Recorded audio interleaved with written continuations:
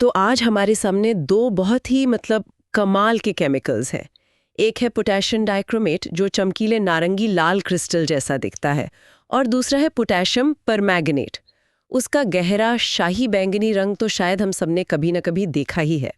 दोनों ही बेहद शक्तिशाली ऑक्सीकारक है, ये दूसरों से इलेक्ट्रॉन छीनने में माहिर है। लेकिन रंगों के अलावा इनमें ज़मीन आसमान का फ़र्क है। तो आज हम यही समझने की कोशिश करेंगे। स्रोतों के आधार पर हम जानेंगे कि ये बनते कैसे हैं, इनकी असली ताकत क्या है, और सबसे ज़रूरी, एक जैसी ताकत होने के बावजूद एक इतना ख़तरनाक क्यों है, और दूसरा दवा की तरह भी इस्तेमाल होता है। चलो इसे खोल कर समझते हैं। शुरुआत करते हैं उस नारंगी वाले से, पोटेशियम डाइक्रोमेट। बिल्कुल, पोटेशियम डाइक्रोमेट जिसका जिक्र आपने किया, दिखने में जितना आकर्षक है, रसायन विज्ञान में उतना ही महत्वपूर्ण भी। इसे क्रोमियम धातु का एक बहुत जरूरी यौगिक माना जाता है और इसकी पहचान एक जबरदस्त ऑक्सीकारक के तौर पर है। स्रोतों में लिखा है कि इसे बनाने की प्रक्रिया सीधी नहीं है। इसे क्रोमाइट नाम के अयस्क से, पत्थर से सीधे नहीं निकाल सकते, बल्कि 3 अलग-अलग चरणों से गुजरना पड़ता है। ऐसा क्यों है? इतनी मशक्कत क्यों करनी पड़ती है? ये बहुत अच्छा सवाल है। असल में अयस्क में जो क्रोमियम होता है ना, वो एक तरह से फंसा हुआ होता है। वो पानी में घुलनशील नहीं है। आप उसे पत्थर से सीधे निकालकर कुछ नहीं कर सकते। इसलिए इन 3 चरणों का पूरा मकसद ही उसे एक ऐसे रूप में लाना है जिसके साथ काम किया जा सके। पहला चरण तो बस उसे घुलनशील बनाने के लिए है। अच्छा, तो पहला स्टेप एक तरह से उसे अनलॉक करने जैसा है। एकदम सही। पहले चरण में क्रोमाइट अयस्क को पीसकर सोडियम कार्बोनेट के साथ मिलाया जाता है और एक भट्टी में हवा की मौजूदगी में खूब गर्म किया जाता है। इस प्रक्रिया का नतीजा होता है पीले रंग का सोडियम क्रोमेट, और इसकी खास बात यह है कि यह पानी में आसानी से घुल जाता है। तो अब हमारे पास एक ऐसा घोल है जिसमें क्रोमियम मौजूद है। ठीक है, अब क्रोमियम हमारी पहुंच में है। फिर दूसरा चरण क्या करता है? दूसरे चरण में हम इस पीले घोल को और ज्यादा शक्तिशाली बनाते हैं। इसमें सल्फ्यूरिक एसिड मिलाया जाता है। एसिड मिलाते ही घोल का पीला रंग बदलकर चमकीला नारंगी हो जाता है और हमें मिलता है सोडियम डाइक्रोमेट। यह सोडियम क्रोमेट का ही एक ज्यादा सक्रिय रूप है। और फिर आता है तीसरा और आखिरी चरण। अब हमें बस सोडियम को हटाकर पोटेशियम लगाना है। इसके लिए सोडियम डाइक्रोमेट के गर्म घोल में पोटेशियम क्लोराइड यानी एक तरह का नमक मिलाया जाता है, और यहीं पर रसायन विज्ञान का एक छोटा सा जादू होता है। पोटेशियम डाइक्रोमेट जो अब घोल में बन चुका है, वो ठंडे पानी में ज्यादा घुलता नहीं है। इसलिए जैसे ही हम घोल को ठंडा करते हैं, वो खूबसूरत नारंगी लाल क्रिस्टल के रूप में बाहर आकर जमने लगता है, जबकि बाकी चीजें घोल में ही रह जाती हैं, और इस तरह हमें शुद्ध पोटेशियम डाइक्रोमेट मिल जाता है। वाह! तो ये पूरी प्रक्रिया एक फंसे हुए तत्व को बाहर निकालने, उसे सक्रिय करने और फिर उसे क्रिस्टल के रूप में अलग करने की कहानी है। यहाँ बात सच में दिलचस्प हो जाती है। अब इसकी ताकत के पीछे का राज क्या है? इसके गुण क्या है? इसकी असली शक्ति इसके अंदर मौजूद क्रोमियम की ऑक्सीकरण अवस्था से आती है। इससे आप एक तरह का रासायनिक तनाव समझ सकते हैं। पोटेशियम डाइक्रोमेट में क्रोमियम +6 के तनाव में होता है। ये एक बहुत ऊंची अवस्था है और क्रोमियम इस तनाव से मुक्त होना चाहता है। और मुक्त होने का एक ही तरीका है, किसी दूसरे से इलेक्ट्रॉन छीन लेना। और यही इलेक्ट्रॉन छीनने की क्षमता इसे एक शक्तिशाली ऑक्सीकारक बनाती है। और स्रोतों में एक रंग बदलने वाली अभिक्रिया का जिक्र बार-बार है, नारंगी से हरा हो जाना। इसका क्या मतलब है? जब ये किसी अम्लीय घोल में अपना काम करता है, यानी किसी दूसरे पदार्थ को ऑक्सीकृत करता है, तो ये खुद बदल जाता है।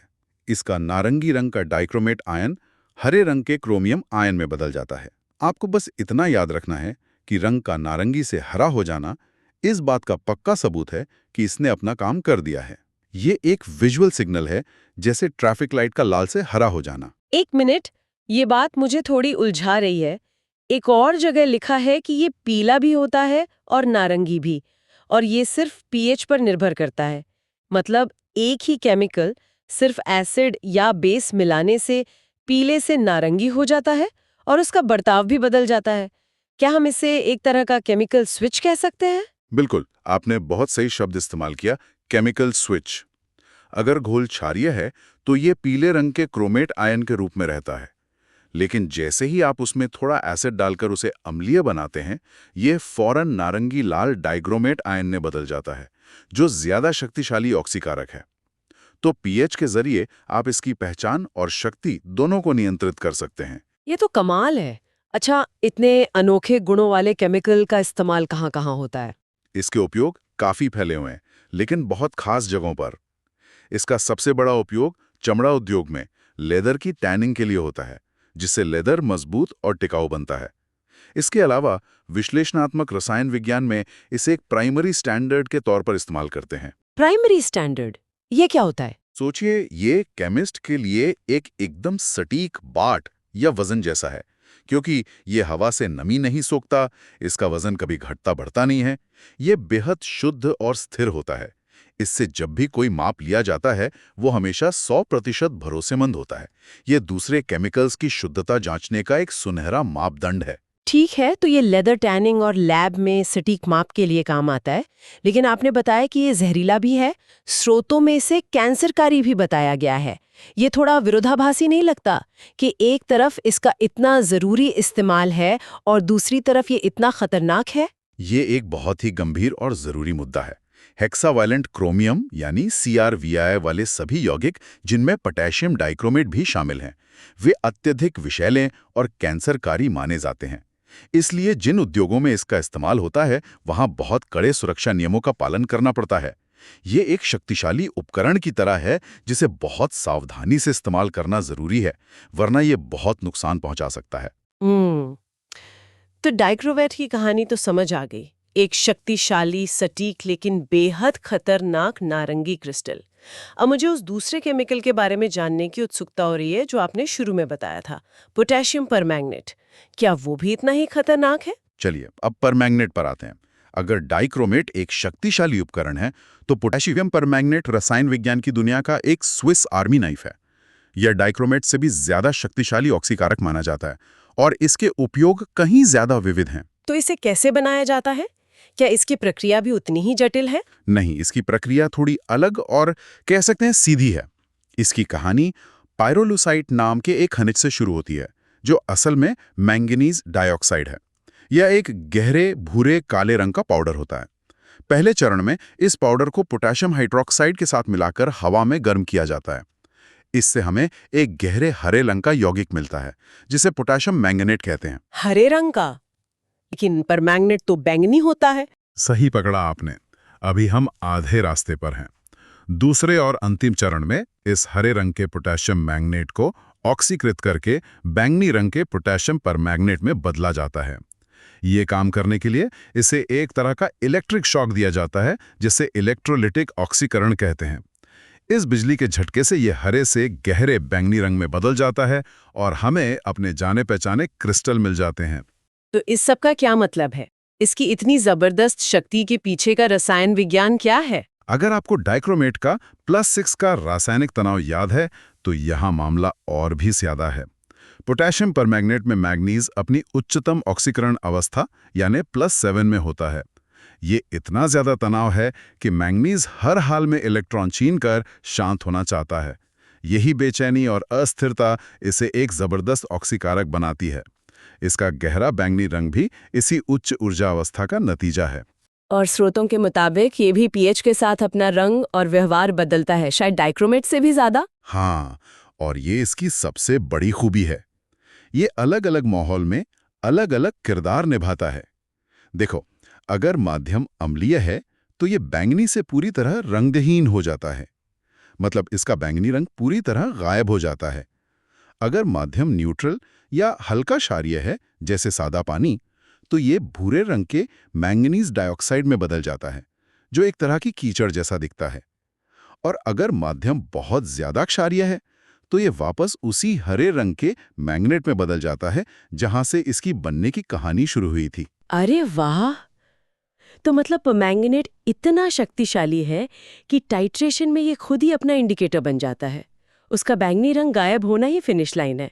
इससे तो लैब में काम कितना आसान हो जाता होगा। बिल्कुल, ये हर केमिस्ट्री छात्र के लिए एक जादुई पल जैसा होता है। जब आप ब्यूरेट से बूंद बूंद डाल रहे हो और अचानक आखिरी बूंद पर पूरा घोल साफ हो जाए, वो संतुष्टि ही अलग है। आपको किसी बाहरी इंडिकेटर की जरूरत ही नहीं पड़ती, ये खुद ही बताता है कि काम हो गया। ये तो बहुत ही अनोखा गुण है। तो इसके इतने सारे रूपों का मतलब है कि इसके उपयोग भी बहुत होंगे। क्या ये दवा वाली बात सच है? हाँ, इसके उपयोग बहुत व्यापक हैं। लैब में तो ये रिडॉक्स टाइट्रेशन का राजा है ही। पानी को साफ करने वाले प्लांट्स में इसका उपयोग पानी से लोहा और वो सड़े अंडे जैसी गंध वाली हाइड्रोजन सल्फाइड गैस को हटाने के लिए किया जाता है। और हाँ, चिकित्सा में भी इसका इस्तेमाल होता है। त्वचा के कुछ फंगल संक्रमणों और घावों को साफ करने के लिए डॉक्टर इसके बहुत हल्के घोल का उपयोग एक एंटीसेप्टिक या कीटाणुनाशक के रूप में करते हैं। वही जाना पहचाना बैंगनी पानी। कमाल है, एक ही केमिकल पानी भी साफ कर रहा है, लैब में भी काम आ रहा है और दवा भी बन रहा है। अब हमारे पास दोनों की एक साफ तस्वीर है। चलिए अब इन्हें आमने सामने रखकर देखते हैं कि असल में कौन कहाँ बेहतर है। ये बहुत अच्छा विचार है। इससे सारे अंतर एक साथ साफ हो जाएंगे। सबसे पहले तो कच्ची ताकत। परमैंगनेट +7 ऑक्सीडेशन स्टेट आमतौर पर डाइक्रोमेट +6 ऑक्सीडेशन स्टेट से ज्यादा शक्तिशाली ऑक्सीकारक है।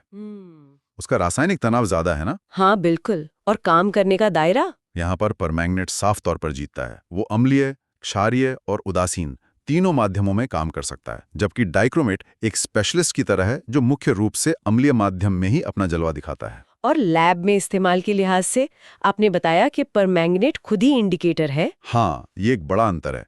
परमैंगनेट के साथ काम करना आसान है क्योंकि वो सेल्फ इंडिकेटिंग है।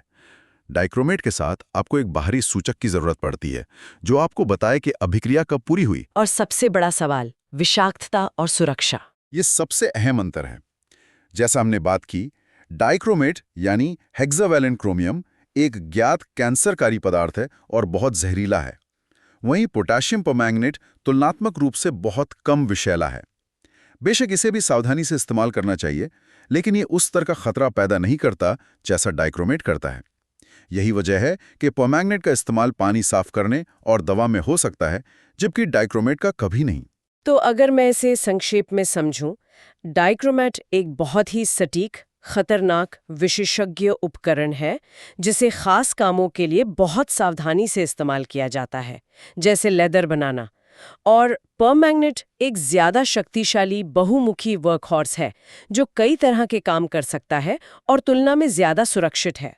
आपने इसे बिल्कुल सही तरीके से सारांशित किया है। एक है स्कैल्पेल और दूसरा है स्विस आर्मी नाइफ। तो कुल मिलाकर ये दो रसायन हमें दिखाते हैं कि कैसे संक्रमण धातुओं की दुनिया कितनी रंगीन और विविध है। इन्हें बनाने के तरीके अलग हैं, इनके रंग अलग हैं और इनके गुणधर्म और उपयोग तो बिल्कुल ही अलग हैं।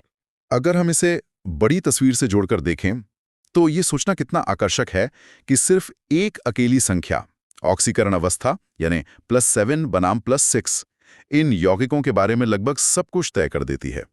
उनका रंग कैसा होगा, वे कितनी प्रबलता से अभिक्रिया करेंगे, वे कितने विषैले होंगे और उनका उपयोग कहाँ किया जाएगा, ये सब कुछ बस उस एक छोटे से नंबर पर टिका है।